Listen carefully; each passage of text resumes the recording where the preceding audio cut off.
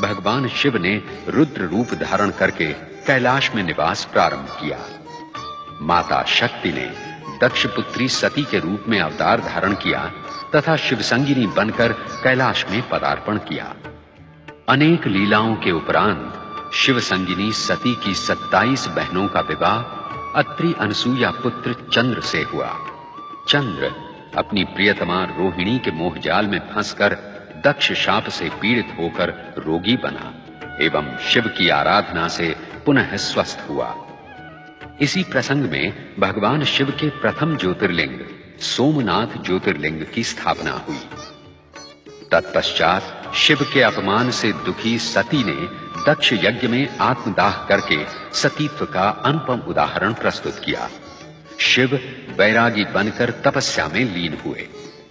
ब्राह्मण वेदव्रत तथा बालक श्रीकर की भक्ति से प्रेरित भगवान शिव ने दूषण राक्षस का संहार करके महाकालेश्वर ज्योतिर्लिंग की स्थापना की।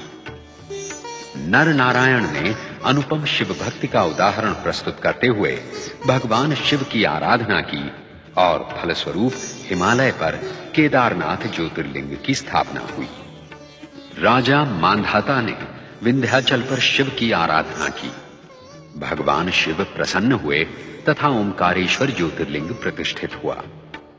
तत्पश्चात माता शक्ति ने हिमालय पुत्री पार्वती के रूप में जन्म लेकर शिवाराधना की, कठोर तपस्या की तथा भगवान शिव ने अनेक परीक्षाओं के पश्चात देवी पार्वती का वरण किया।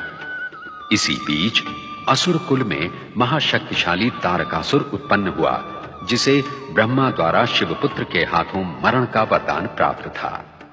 अनेक प्रार्थनाओं एवं प्रतीक्षाओं के पश्चात शिवपुत्र कार्तिकेय विचित्र परिस्थितियों एवं परिवेश में उत्पन्न हुए। 6 कृत्तिकाओं तथा देवी गंगा द्वारा उनका लालन पालन हुआ।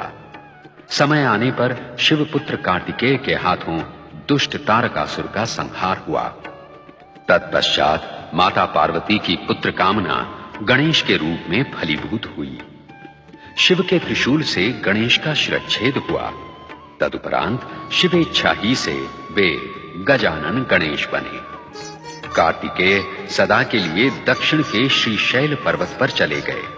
उन्हें पुनः कैलाश लाने के लिए शिव पार्वती को भील भीलनी, अर्जुन एवं मल्लिका का रूप धारण करना पड़ा और इसी प्रसंग में मल्लिका अर्जुन ज्योतिर्लिंग की स्थापना हुई।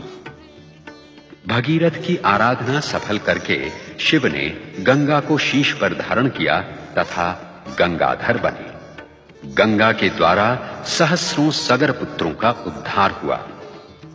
ऋषि गौतम तथा देवी अहिल्या की आराधना से प्रसन्न होकर भगवान शिव ने त्र्यंबकेश्वर ज्योतिर्लिंग की स्थापना की। गंगा, दक्षिण की गंगा गोदावरी बनी। अपने प्रिय भक्त सुप्रिय का उद्धार करने हेतु दारुक राक्षस का वध करके भगवान शिव ने नागेश्वर ज्योतिर्लिंग की स्थापना की। अभिमानी रावण का गर्व हरण करके शिव ने देवताओं की प्रार्थना पर आरोग्य प्रदायक वैद्यनाथ ज्योतिर्लिंग की स्थापना की। शिव ने विष्णु अवतार श्री राम को लंका विजय का आशीर्वाद प्रदान करने हेतु दक्षिणी समुद्र तट पर रामेश्वर ज्योतिर्लिंग प्रतिष्ठित किया। कुंभकर्ण कर्कटी पुत्र भीमासुर से अपने भक्त सुदक्षिण की रक्षा करके शिव ने अपनी क्रोधाग्नि से उसे भस्मीभूत किया और इस प्रकार भीमाशंकर ज्योतिर्लिंग की स्थापना हुई। और फिर अपनी आराधिका घुष्मा के दुख का अंत करके शिव ने उसके मृत पुत्र को पुनर्जीवित किया और घुष्मा की प्रार्थना पर घुष्मेश्वर ज्योतिर्लिंग प्रतिष्ठित हुआ। शिव महापुराण की महानता एवं महिमा का संपूर्ण वर्णन एवं प्रदर्शन असंभव है।